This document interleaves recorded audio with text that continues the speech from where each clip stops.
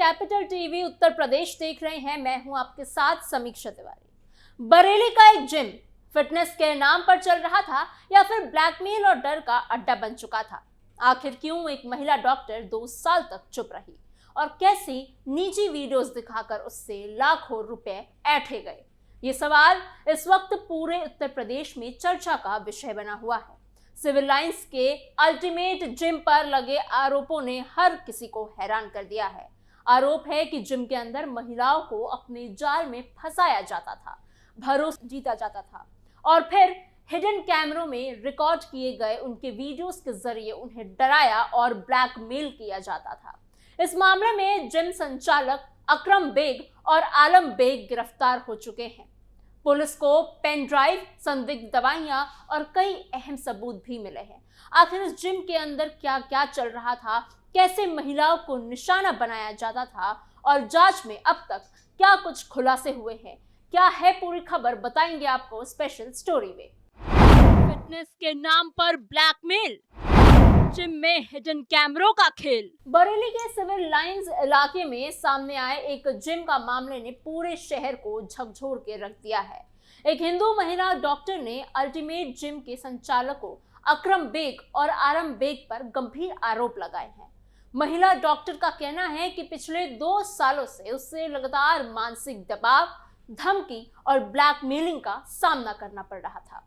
शिकायत के बाद पुलिस ने दोनों आरोपियों को गिरफ्तार कर लिया है और अब मामले की जांच तेजी से की जा रही है। इस घटना के सामने आने के बाद शहर में डर और गुस्से का माहौल है, क्योंकि जिस जिम में ये सब होने का आरोप लगा है वहां बड़ी संख्या में महिलाएं वर्कआउट करने आती थी। जानकारी के मुताबिक अल्टीमेट जिम में करीब 80 हाई प्रोफाइल हिंदू महिलाएं वर्कआउट के लिए आती थी।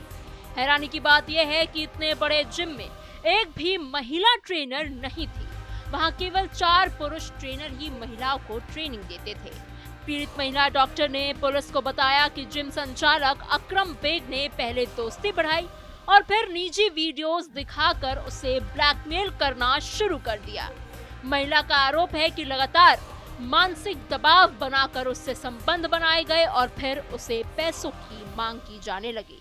महिला डॉक्टर का कहना है कि आरोपी ने पहले 50 लाख रुपए मांगे और जब उसने इतनी बड़ी रकम देने में असमर्थता जताई तब उस पर 90 लाख का प्लॉट बेचने का दबाव बनाया गया।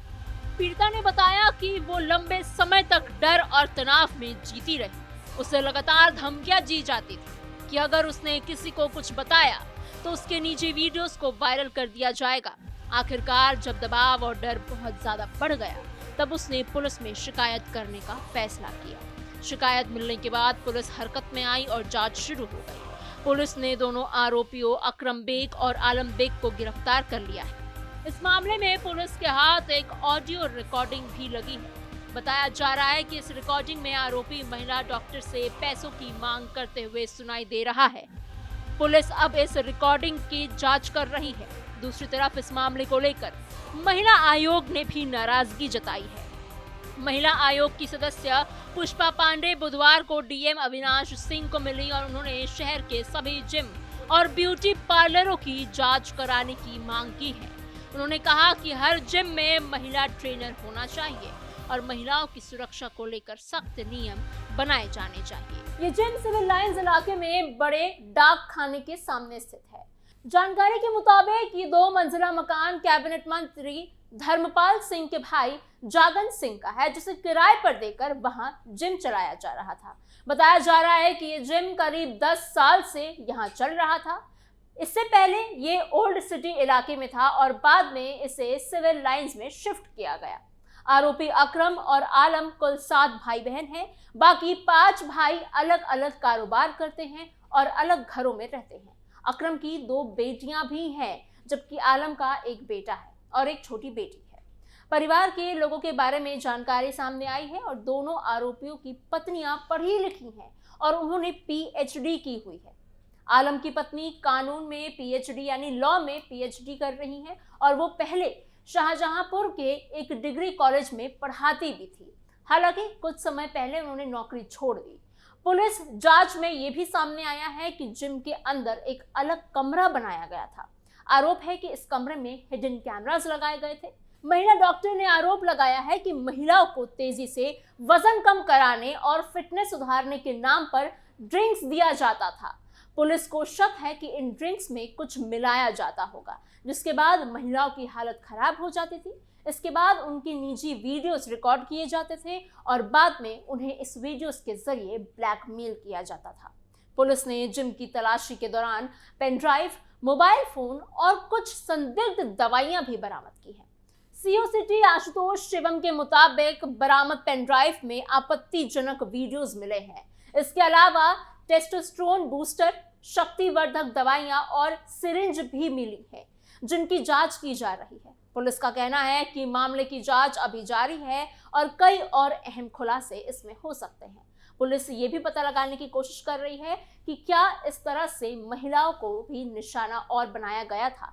जांच एजेंसियां इलेक्ट्रॉनिक डिवाइसेस की फॉरेंसिक जांच करवा रही है ताकि वीडियोस और रिकॉर्डिंग्स की सच्चाई सामने आ सके।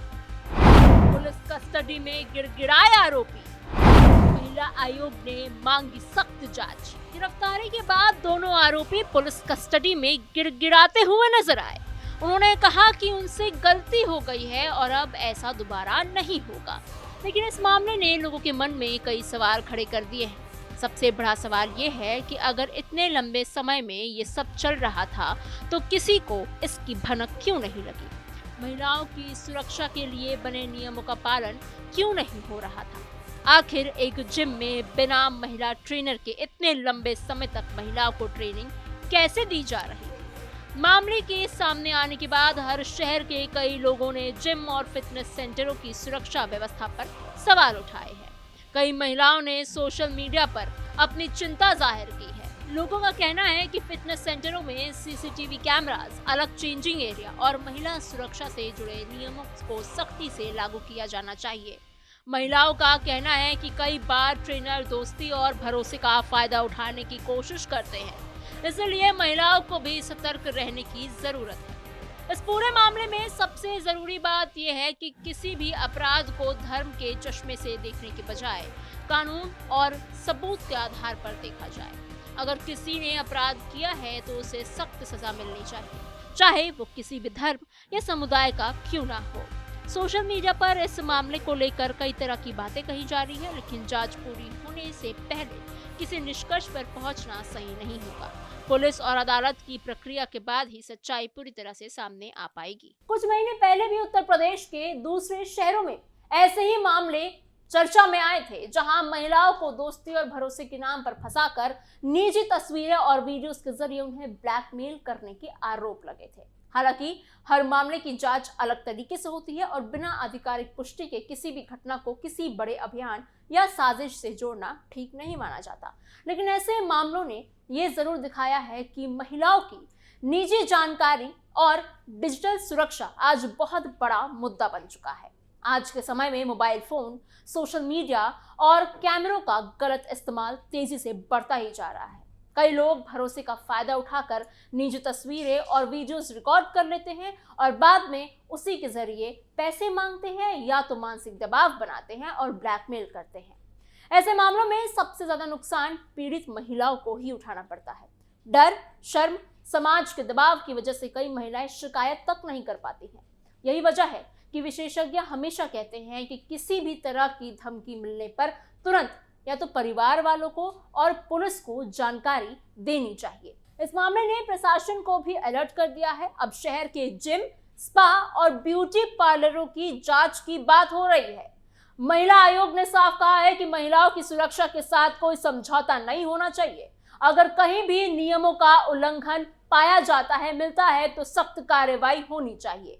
कई लोगों ने मांग की है कि जिम चलाने के लिए नए नियम बनाए जाए और हर जिम का समय समय पर निरीक्षण हो सके, क्योंकि इससे पहले मिर्जापुर के जिम से भी ऐसी खबर आई थी जहां लव जिहाद तेजी से किया जा रहा था। बरेली का ये मामला सिर्फ एक शहर की घटना नहीं रह गया है, इसने महिलाओं की सुरक्षा, डिजिटल ब्लैकमेल और फिटनेस सेंटरों की निगरानी जैसे बड़े सवाल खड़े कर दिए हैं। एक तरफ महिलाएं फिटनेस और हेल्थ के लिए जिम जाती हैं, तो वहीं दूसरी तरफ अगर उनकी सुरक्षा पर खतरा पैदा हो जाए तो ये बहुत बड़ी चिंता की बात हो जाती है। किसी भी महिला को डर और ब्लैकमेल के साए में जीने के लिए मजबूर नहीं होना चाहिए। अब सभी की नजर पुलिस की जांच और अदालत की कार्रवाई पर टिकी हुई है। लोग चाहते हैं कि अगर आरोप सही साबित होते हैं तो दोषियों को ऐसी सजा मिले जो भविष्य में दूसरों के लिए भी एक बड़ा सबक और संदेश बने। साथ ही ये भी जरूरी है कि महिलाएं जागरूक रहे, किसी पर आंख बंद करके भरोसा ना करे और अपनी निजी जानकारी और वीडियोस को लेकर हमेशा सावधान रहे। इस पूरे मामले ने एक बार फिर ये दिखा दिया है कि समाज में महिलाओं की सुरक्षा को लेकर अभी बहुत काम किया जाना बाकी है। कानून, प्रशासन, परिवार और समाज सभी की जिम्मेदारी है कि महिलाओं को सुरक्षित माहौल मिले। डर और ब्लैकमेल पर आधारित कोई भी अपराध सिर्फ एक व्यक्ति के खिलाफ नहीं बल्कि पूरे समाज के खिलाफ होता है। इसलिए जरूरी है कि ऐसे मामलों में तेजी से कार्रवाई हो, पीड़ितों को न्याय मिले और भविष्य में ऐसी घटनाएं दोबारा ना हो। आपको हमारी ये खबर कैसी लगी? आपके इस पूरी खबर पर क्या सोच विचार है? हमें कमेंट बॉक्स में जरूर बताइएगा। ऐसी और खबरों के लिए बने रहिए कैपिटल टीवी उत्तर प्रदेश के साथ।